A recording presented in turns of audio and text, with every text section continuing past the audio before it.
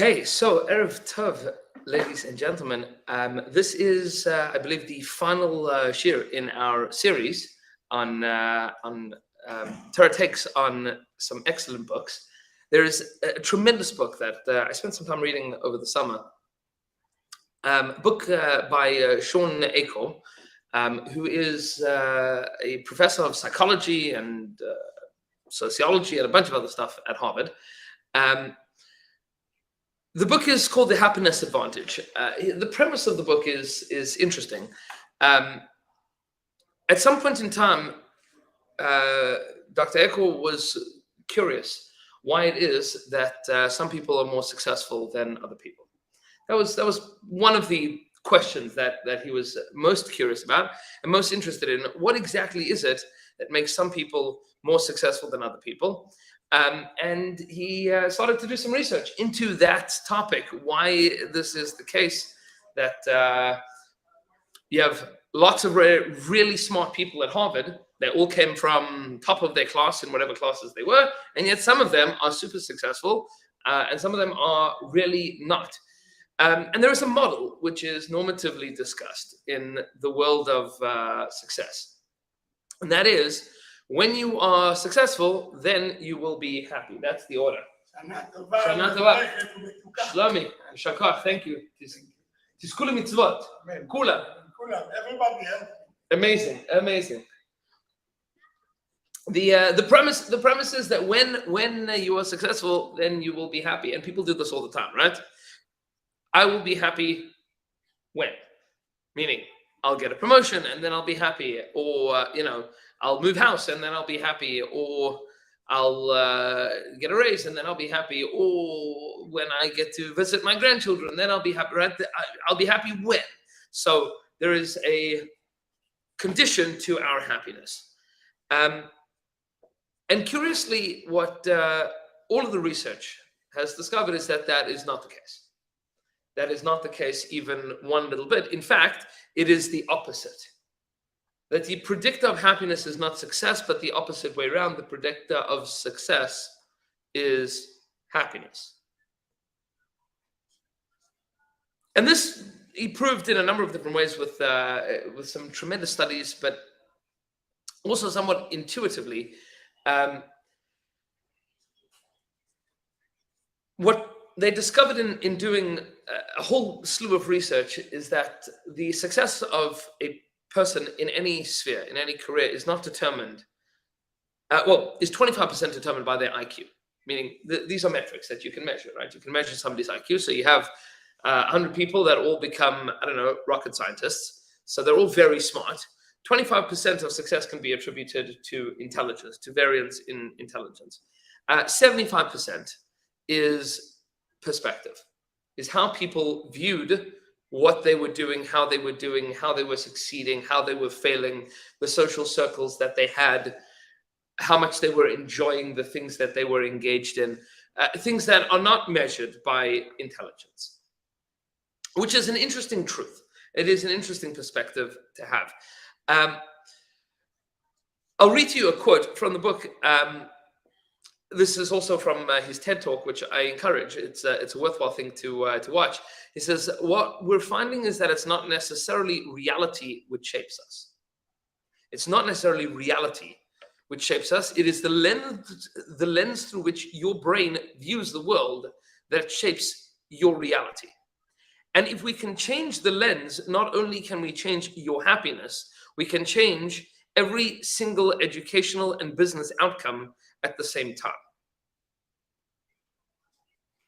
Now, that's an important and powerful thing to understand, because perspective effectively shapes not what is going on, but how we experience what is going on.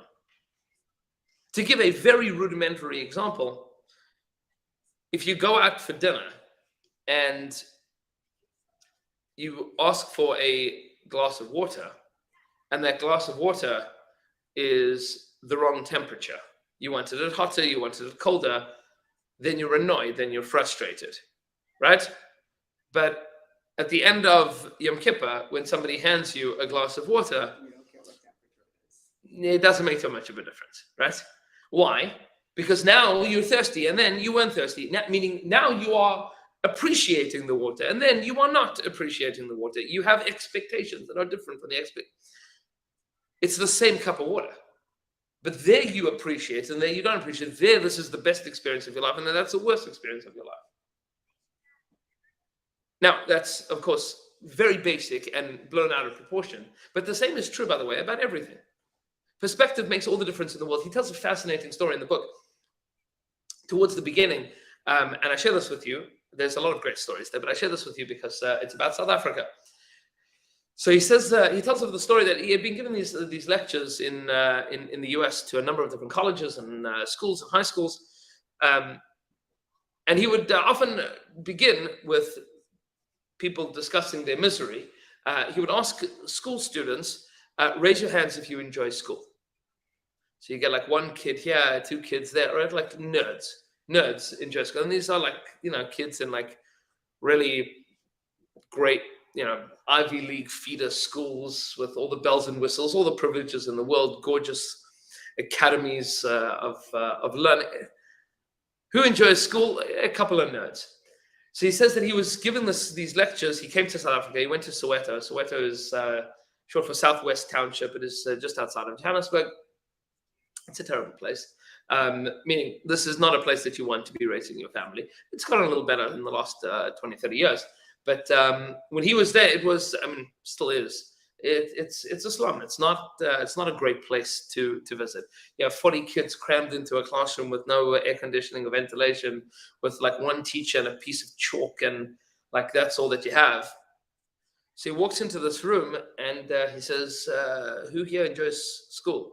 Bunch of like 11th graders or 12th graders, whatever it was, and 40 kids put up their hands. So he walked out, said to the guy that was next to him, like, I had to change everything that I was planning on speaking about, because my whole talk was based on the premise that like they weren't happy, and yet all of these kids are apparently happy. How is that so? He's like, well, for these kids, coming to school is a huge deal. This is a privilege for them. This is not something that they take for granted. Coming to school is something that their parents fought for them to be able to do. Most of their parents were not able to go to school. So do you enjoy school? Yes. This is the biggest privilege in the world for me. I love going to school because the alternative is no education and no opportunity and no money and no food and no future. I love going to school. So how much we enjoy something, how much we appreciate something, how much we benefit from it, what we gain and grow from it is all about perspective. It's not so much about what is actually going on. It's about how we are interpreting that which is going on. And human beings are remarkably adaptable, right? We can become used to any kind of lavish luxuries and any kind of dire poverty. And people will fight about minutiae in both spheres, right? People will fight about minutiae in, you see somebody, eating $1,000 7-course meal that'll complain about, this being undercooked and that being overcooked. And you'll find somebody that's, poverty-stricken fighting over, you got a larger slice of burnt potato, right? You'll find people that are disgruntled, discontent at every sphere of human existence. And it's all about perspective. Being that is the case, the question then arises, are there ways that we can make ourselves happier? And at this point in time, it's important to share that while happiness is not one of the 613 mitzvahs, it is not counted as one of the Tariq mitzvahs.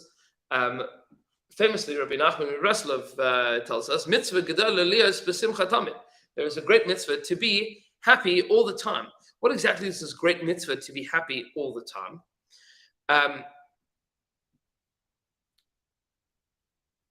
So there's two things to note.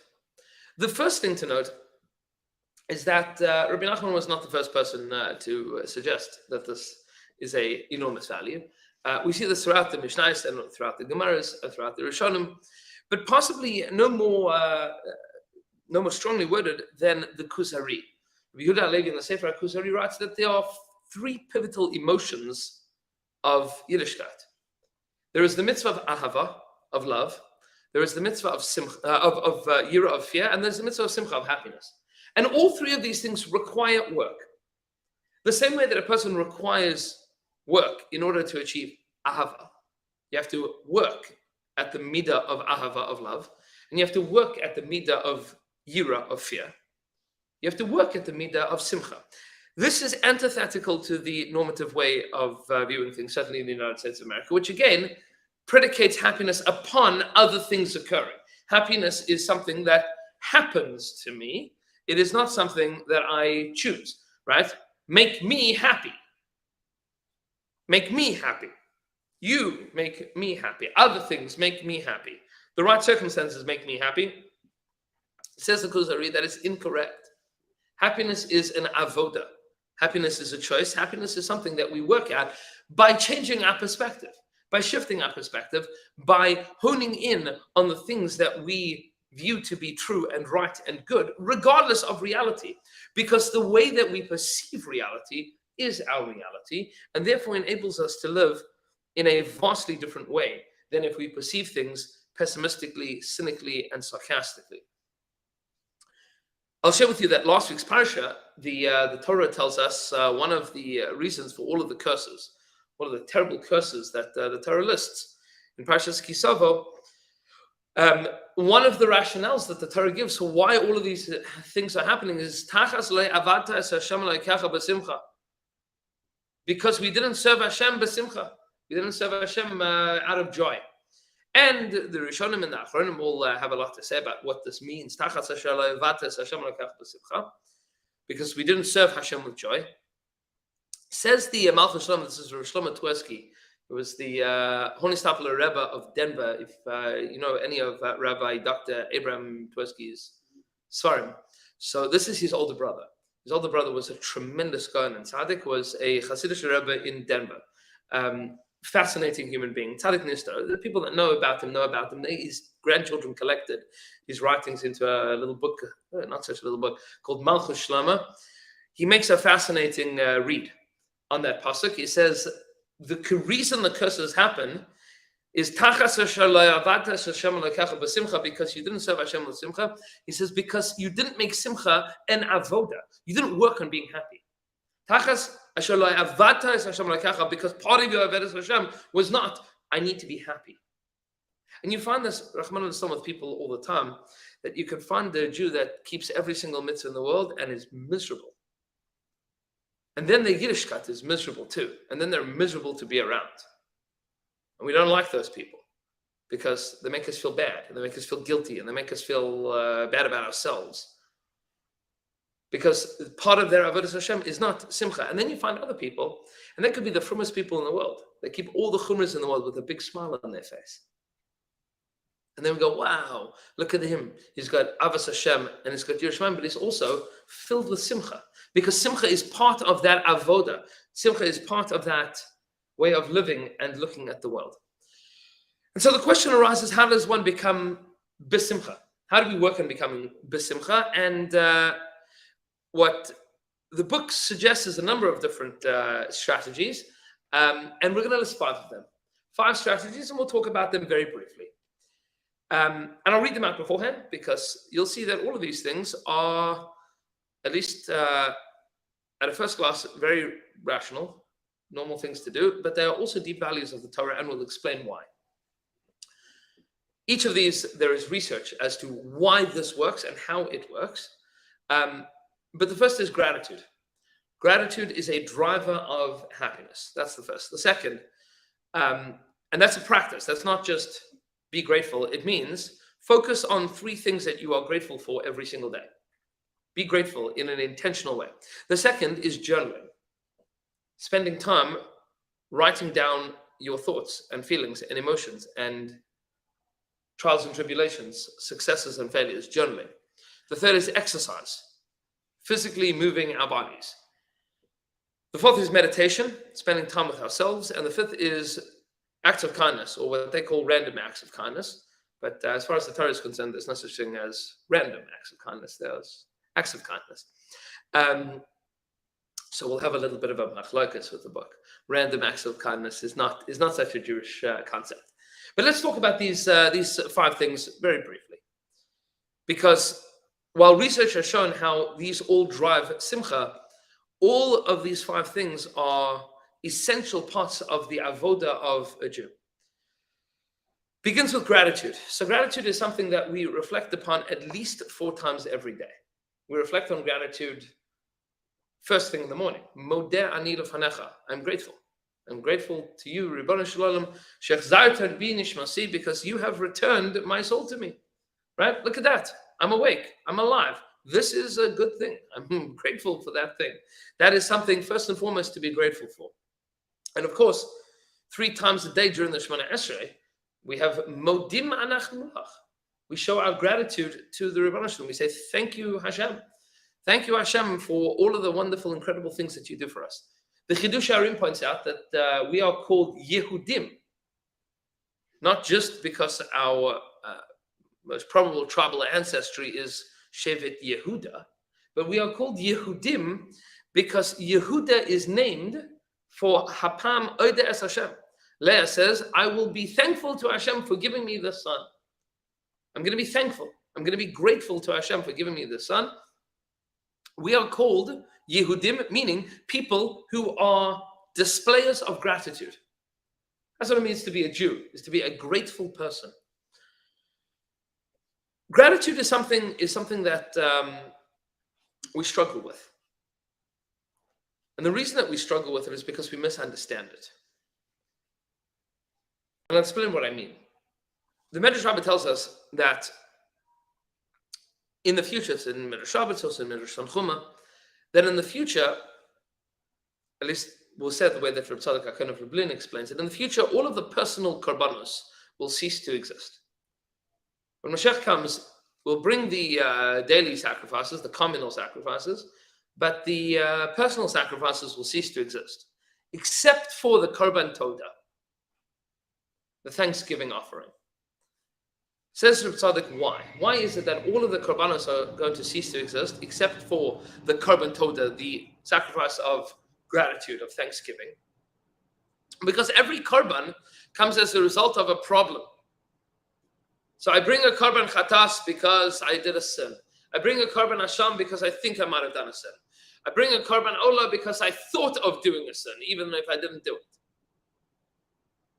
Why do I bring a korban shalom or shalmi todah, a gratitude offering? Because I want to say thank you. Gratitude, fascinatingly, is an emotion that one has receiving something from somebody else that doesn't indicate a lack in me. We'll explain what this means, because this is vital to understand. When somebody says, I'm sorry, and the other person says, I forgive you. So I'm sorry means I'm lacking something. I messed up. There is a lack in me. Please fill that lack. That's called apology. A person can also receive charity. I need something, and you give it to me. There's something that I'm lacking, and then you fill that need. But when somebody gives you a gift, something that you did not need, right? You didn't need it. Happy birthday. Here's a card. Here's a cake. Here's a bunch of flowers. Nobody needs that. Doesn't fill any lack. It's not a need. What is it? It's a point of connection. But it doesn't indicate a lack on behalf of the person that's receiving it. It displays a desire for connection. But that desire for connection is not neediness. What it is feeling wanted. It's feeling connected.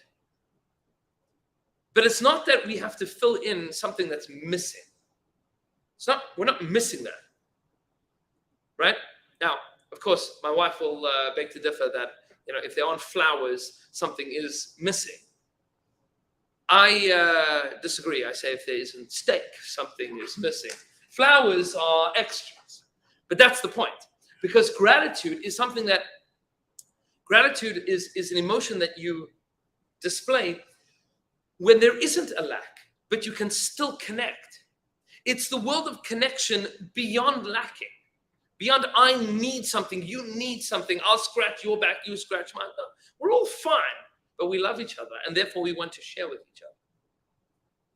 And that's a post-utopian world where there isn't lack, but there is still goodness, but there is still opportunities to give to each other. Meaning if nobody needs tzedakah, and if everybody's doing amazingly, so then where's our gemilas chasad? Where is our chesed?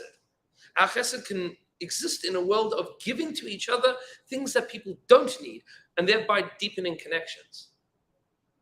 That's called gratitude. Gratitude is that feeling of, and I'll say this from the person that is giving gratitude, is it doesn't diminish from me at all to say thank you to you.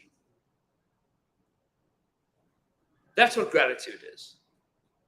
If I'm asking for a handout, so that means I'm diminishing myself. But if I'm giving gratitude, it doesn't mean that I was lacking blessing. It doesn't mean that I'm lacking at all. And what that does is it develops a very deeply rooted confidence in ourselves. That I'm a person that is worthy of love. I'm a person that is worthy of goodness. I'm a person that is worthy of connection. Because if I give gratitude, it means that I'm not missing something, but other people are giving to me. That's incredible. The Ribbon Shalom is giving to me all the time. Now, of course, we always need the Ribbon Shalom. But when we say thank you to Hashem, what we are saying is, Ribbon Shalom, you chose me. You want me. You put me in this world. And when we say thank you to our spouse, or thank you to our children, or thank you to our parents, or thank you to our neighbors, thank you to our friends, what we're saying effectively is, I recognize that you see value in me. And that's an enormous driver of Simcha. That's exercise number 1. Moments of gratitude every single day. Exercise number 2, journaling. This, to a certain extent, is the flip side. Whereas gratitude is my worthiness, even though I am lacking, even though I'm not lacking. Journaling is, as far as the Torah is concerned, is an avoda in cheshbon hanefesh. There's an interesting machlokas in the poskim. I'll just share this in halacha because it's worth noting. There's a prohibition against writing on Chol HaMoed for no reason, right? You're allowed to write on Chol HaMoed if it's a davar ha'aved, if it's something that is going to be lost. So if you need to, sign a check in order to pay the mortgage, you sign a check in order to pay the mortgage. Some of the person will point out that it's better to sign with the left hand, and that way you do it with a shinei, and then it's not really writing. So there's a fascinating question that's come up in a number of svarim in the last few years. Is somebody that has a practice of a cheshbon hanefesh where they write down, they journal every night. Cheshbon hanefesh, thinking about who they are and what they've done and what they've achieved and what they've failed at. Is a person allowed to do that during Chol HaMoed? So some of the poskim say, yeah, absolutely, because that is a davar ha'aved. You need to do that. You need to do that. You need to write that in order for you to process it. And some of the poskim say, no, for the couple of days of Chol HaMoed, you can think it instead of writing it. But it's certainly preferable, those that have ever engaged in this practice of journaling, to write about our thoughts and feelings to write. Because when we put words on a piece of paper, what that does is it makes our thoughts real and allows us to unburden those thoughts and then reflect on them later. To be able to show growth. Many psychologists and productivity gurus today have noted the phrase, that which is measured is managed. If you're measuring something, you can manage it. You can reflect on it. You can see peaks and valleys, the ups and downs. You can notice trends. I was feeling like this. I was feeling like that. I was doing this. So I was doing that. That which is measured can be managed. And the greatest thing for us to manage, of course, is ourselves. And a cheshbon hanefesh of journaling is something that allows us to keep track of ourselves. Otherwise, chas v'shalom, a person can spend a week, a month, a year, a lifetime, without too much of a thought of what I did or what I didn't do and how things went and how things didn't go. You ask people from time to time, how was your summer? And they'll summarize it in like half a sentence. It was okay. It's good. What happened? A little bit of this, a little bit of that. But if a person is engaged in journaling, if you're writing down what's going on, what happened? A tremendous amount happened. Tons of things happened. 1 billion things happen every single day. And this is what I thought about it. And this is what I wrote about it. And this is what I was reflecting about. So journaling gives us a fullness of life. It allows us the ability to reflect on ourselves, reflect on the people around us, engage in what we are doing well, and engage in correcting what we are not doing so well. The practice of journaling, fascinatingly, is a Gemara in Baba Kama. The Gemara points out that Rabbi Chia would write in his notebook anytime that he paskined anything incorrectly, that he misunderstood a halacha. He would take note of that and say, I got that wrong. I didn't judge this case appropriately. There's a tremendous avodah, tremendous work in getting that down, in noting it, in taking note of the things that we do right and taking note of the things that we do less right. That's the avodah of journaling, which, of course, if it's measured, then it is managed. And if it's managed, then it's not insurmountable. And if it's not insurmountable, then it lightens the load that we carry of, I don't know when I'm going to be able to deal with that in my life. Which, of course, in turn leads a person to be able to look at their life with Simcha. The third thing to speak about is exercise. And this has been a big avodah for me in the last 4 years or so. And it is a constant struggle, as everybody knows. Right? There are some people that, eating right and exercising is like the greatest thing in the world. They love doing it. And there's some people that are Jewish. It's not so simple. It's not so simple to live a healthy life, right? That's we've got like a year of Yom Tovs coming up in the next month. It's a lot. It's a lot. No matter how hard you try, there's cake, right? It's there. It's there. It stares at us. It's not simple. And exercising is tough in between all of these Yom Tovim. What's a person supposed to do for exercise? All of the research on exercise is that it is certainly helpful for us physically, but what it does for us cognitively is enormous. What it does cognitively, even a small amount of exercise, is a boost in dopamine levels. That's all of the research. It allows us to be able to think clearly, to be able to process thoughts clearly. In fact, so much so that I was speaking to a particular therapist a while back, who said to me that she prescribes the clinical dose for anxiety as 30 minutes of exercise 3 times a week. That's the prescribed dose. That's the treatment. And all of the research indicates that exercise is helpful. Exercise is not something that you see spoken about a tremendous amount in the Svarim. It's not something that you see a lot written about or spoken about. But as I engaged a little bit more in this avodah myself, and still continue to, what I'll share with you is a fascinating read and a touch of a number of Gemaras. The Gemara and I always had this question as a kid. When we were learning Maseches Brachos, the Gemara Maseches Brachos tells us a couple of interesting things about Rabbi Yochanan. Rabbi Yochanan was one of the beautiful Jews of Yerushalayim. He was exceedingly beautiful. So much so, the Gemara says that he would sit outside of the mikveh, and a woman would come out of the mikveh and say, wow. They would have thought when they came out of the mikveh, I'm going to daven to Hashem that I should have a son like Rabbi Yochanan. He was so radiantly beautiful. But the Gemara also says that Rabbi Yochanan was a Baal Basar. Baal Basar, says the Gemara, that he struggled to roll over onto his side in order to say Kriya Shema. He was a Baal Basar. And the normative understanding of Rabbi Yochanan being a Baal Basar was that he was exceedingly fat. He was obese. And I had this question, I remember this question when I was in high school. I asked one of my rabbim, what does that mean? He was really fat and yet he was really beautiful. So the answer that they gave was very Victorian, which was, back in the day, fat was beautiful, right? Fat was beautiful. That's not true. It's not true. In the days of Rabbi Yochanan, fat was not beautiful. People didn't look at somebody that was exceedingly fat and say, wow, look at how good looking they are. The truth is, I don't think that was even true in Victorian England either. It just meant that you looked healthy, right? You had enough food to eat. You don't look emaciated, right? You had food. That was a good thing.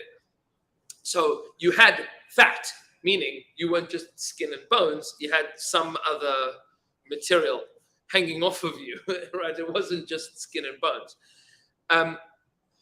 There's a fascinating sefer. The truth is that I found this in two places. This particular diuk. There's a fascinating sefer. Sefer is called Ba'ol La'aretz. It's written by Reb Moshe Leib Litz Rosenbaum, who was a Talmud of the Chasam Sofer. He explains that Baal Basar does not mean fat. Baal Basar means the opposite of a Baal Taiva. A Baal Taiva is somebody that gives in to their desires, is prey to their desires. They are not in control. A Baal Basar is the opposite, means a master of their own flesh. A Baal Basar means somebody that is in total control. Rabbi Yochanan was exceedingly beautiful because Rabbi Yochanan was ripped. He was super strong. He was incredibly good looking, what we would call an incredibly good looking person today. The Gemara in Bava Basra tells us that when he met Reish Lakish, he jumped over a river to challenge Reish Lakish. That the woman would stand outside the mikveh to look at him. He was one of the most beautiful people of Yerushalayim, so much so that before he died, he was crying. He was crying that there were no longer people that were as beautiful as him. Now, Rabbi Yochanan wasn't a vain person. He was of the Gedolei Amoraim. What he was complaining about was that there weren't Jews left that valued being strong and being Talmidei Chachamim, being fit, being people that could move and exercise. It seems to be that the Gedolim of Yerushalayim in the days of the Beis Hamikdash were exceedingly athletic. The Gemaras in Maseches Yuma describe how the avoda of the Kohen Gadol in the Kodesh HaKadoshim required immense physical strength. It was the hardest of the avodas to perform physically. They trained for it. The Kohanim had to train in order to be able to do the avodah. It was physically exceedingly taxing. Because exercise, aside from releasing dopamine and ensuring that we are healthy, is also a driver of our ability to be in control. And the more that we physically push our bodies to healthy limits, the more that we feel in control in our lives. I'll share this personally, that the moment of greatest weakness and greatest strength is like the last 0.2 miles of a marathon. Baruch Hashem, been zocher to finish 3 marathons. Some of them more painful than the others. But at the end of a marathon, there is that feeling of everything in my body is screaming, stop, and I'm going to go. I'm going to do it. And then you finish that and you sleep for like a year because it's absolutely physically exhausting. But mentally and emotionally and cognitively, it is absolutely invigorating. Because there is a moment of feeling, wow, I'm in control of me right now. And that's a tremendous source of simcha, is to feel like you're in control. The simcha for me personally was being able to walk into a kiddush and say, I'm not going to eat the kugel. It's a tremendous simcha in not being afraid of walking into a kiddush. That's a huge simcha. because like shmorgs are terrible. You know what I'm saying? You go to a shmorg knowing that like you're there to make the chassan and kala happy and make you sad. Yes? You're gonna finish that shmorg, and the shmorg's gonna finish you. Right? It's not nice. It's not nice. It doesn't feel good. We don't love that feeling. Where we feel not in control of ourselves. That's exercise. What about meditation? So it is not an accident that the same Rabbi Nachman that speaks extensively about the avoda, the mitzvah, the requirement of being besimcha, is also one of our primary contemporary, the last few hundred years, advocates and sources for hisbodedus, for meditation. And meditation has become a buzzword in the world today. People like to talk about meditation a lot, right? How important it is to meditate. Meditation is something that has been part and parcel of the Jewish experience since the days of Avraham Avinu. Meditation was the basis upon which tefillah, prayer, is built. It is the basis upon which nevuah, prophecy, and Ruach HaKodesh was built. First and foremost, meditation means hisbodedus, being comfortable being alone. That doesn't mean, chas v'shalom, that we should encourage loneliness. It means to be comfortable being by ourselves, alone, quiet. That almost doesn't exist today. Almost doesn't exist. Rav Volbe, insisted that his Talmidim spend time every single day, taking a half-hour walk or leaving the Beis Medrash, going for a walk outside. He had one particular student in the yeshiva that somehow or another didn't seem to be taking these walks. Big masmid, was sitting learning all day. Big masmid. He wanted to learn. He wanted to make sure that he was covering ground, learning masechtas, finishing things. He didn't want to go for these walks. He didn't want to spend time meditating. But he spoke to us, just being alone. So Rav Volbe came up to him and said to him, look, the requirements of the yeshiva is that you spend half an hour a day by yourself outside. He says, Rabbi, that's not my thing. I don't like doing this. I want to learn. I'm still in the Beis Medrash. I'm here to learn. She says to him, excellent. But either you're going to comply with the rules of the yeshiva or find yourself a different yeshiva. So he says, okay, fine. So he says, when should I start? He says, you should start now. Get up, close the sefer, go for a walk. So he closes the sefer. He goes for a walk. 10 minutes later, he's back in the Beis Medrash. So Rav Volbe looks at him and goes, what's wrong? So he goes, Shema ra'ita kelev zar, did you see like a strange dog? Did you got afraid? So he goes, no, lo ra'iti kelev zar. He says, Shema ra'ita ish zar, maybe you saw some strange person that frightened you? He goes, lo ra'iti ish zar. I didn't see any strange people that frightened me. Rav Volbe looked at him and said, Ken, you did. Ra'ita ish zar. You just found a strange person, that's you. You haven't spent any time with you. You're a stranger to yourself. Now, the ability to be comfortable with ourselves. So, beyond any other ruchnius pursuit, the ability to be comfortable by ourselves, with ourselves, is an enormous driver of Simcha. Because most of the reason that we're upset is because of our expectations of other people's expectations of us. But if we're comfortable with ourselves, we're happy with ourselves, now that doesn't mean that we're not interested in pushing ourselves. But we're comfortable being with ourselves. So that level of comfort, I'm happy just to be by myself. That's okay. To work on myself, to push myself, to communicate with myself. So that's an enormous driver of Simcha. Because I can change, I can do things. I don't need to find other people in order to do that. I don't have to acquiesce to other people's expectations of me in order to achieve that.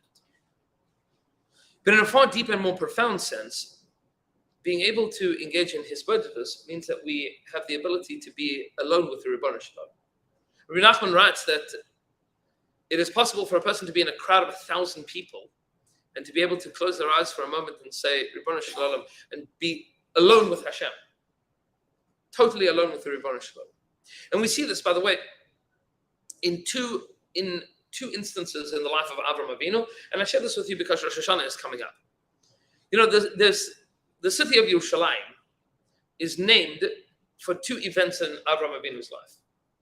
Event number one was at the end of the War of the Four Kings and the Five Kings, where he rescues Lot, and he comes to a city called Yerushalayim, right? Salem, right? Yerushalayim. What is Yerushalayim? So there is a king in Shalem. His name is Malki Tzedek. Malki Tzedek Melech Shalem, which Chazal identify with Shem ben Noach, Shem the son of Noach.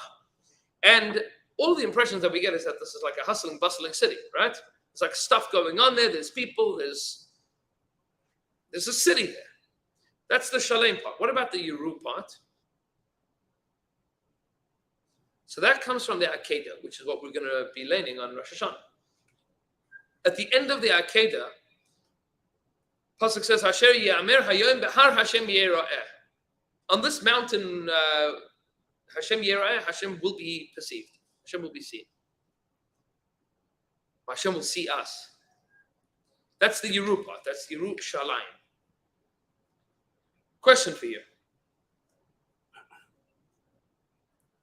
When Avram first visits Yerushalayim for the first time, he meets Malki Tzedek. He's the king of Shalem, right? He's the king. In that place, Yerushalayim, there's a city. He comes out and he brings him water, and he brings him bread, and he gives him gifts, and they have a whole conversation. You have to imagine there was probably people there, right?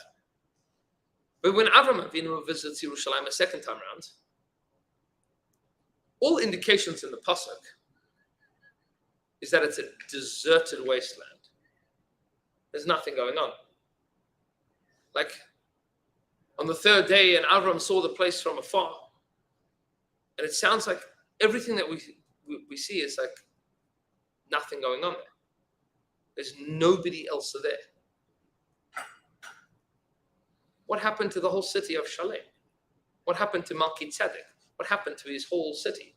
To all of the people, all of the inhabitants, all of the businesses and the hustle and bustle on the streets and the towns and the donkeys, and like, there's a ram that's caught in a thicket that Avram Avinu goes like.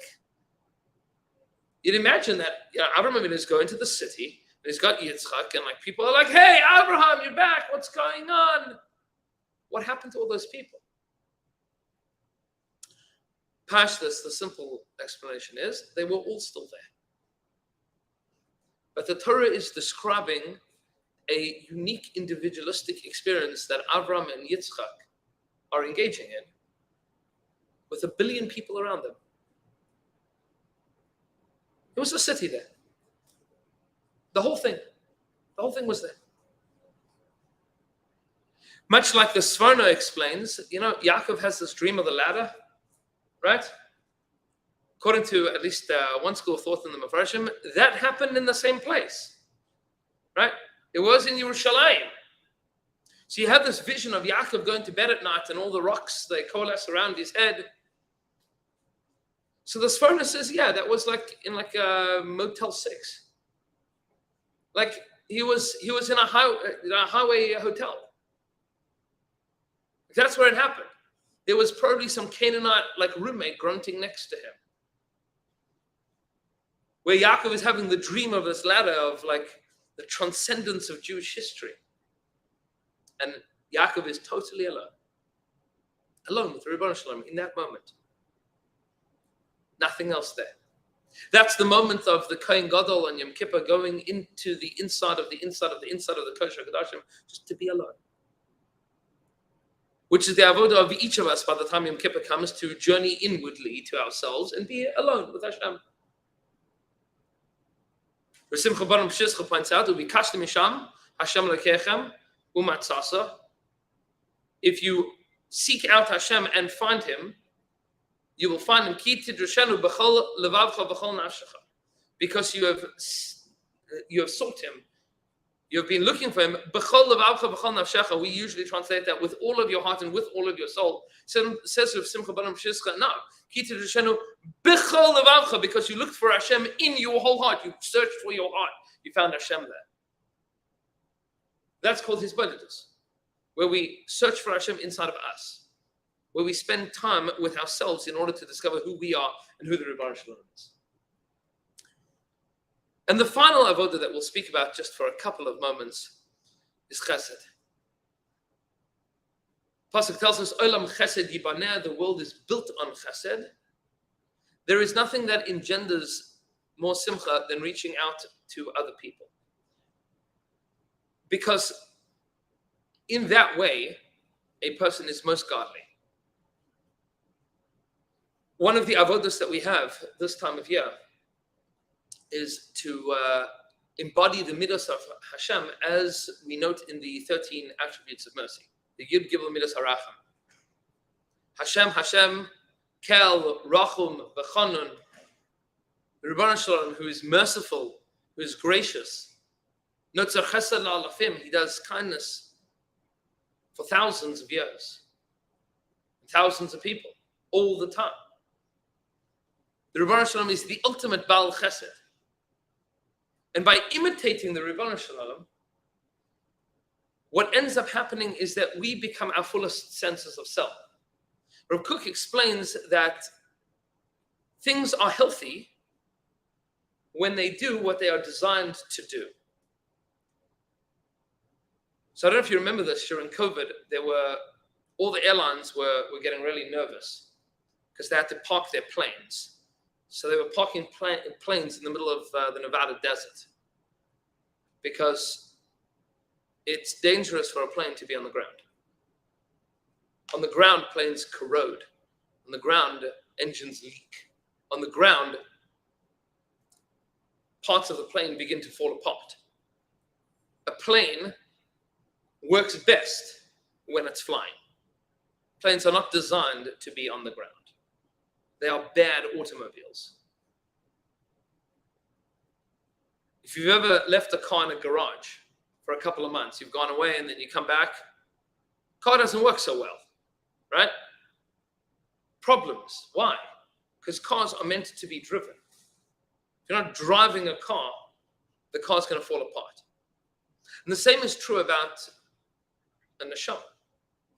A neshama that is not becoming godly is like a car parked in the garage or a plane that's grounded. It's just not going to work.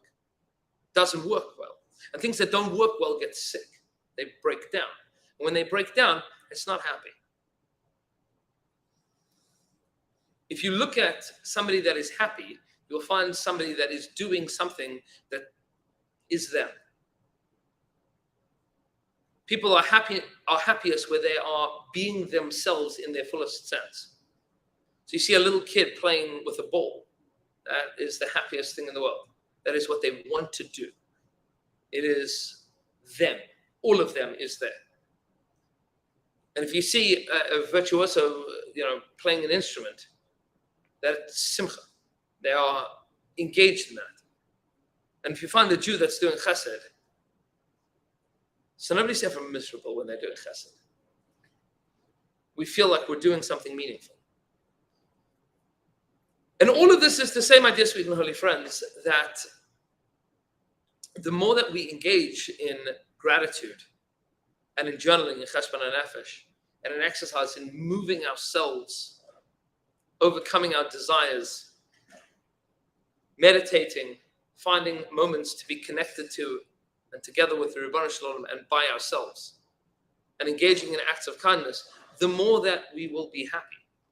And that's the avodah of being happy. These are the strategies in order to do it. Because the truth is that the biggest chus that we have, Kam Rosh Hashanah Yom Kippur, is in the words of Ezra and Nehemiah, Ki chedvas Hashem himu uschem. Being happy with Hashem is the greatest source of strength. So Hashem should bless us tonight and this year and next year, that we should be able to engage in the mitzvah of Simcha the avoda of Simcha, and that Hashem should grant us and our families and our communities, all of the Simcha in the world. Thank you so much for joining me. Have a wonderful night. Thank you very much.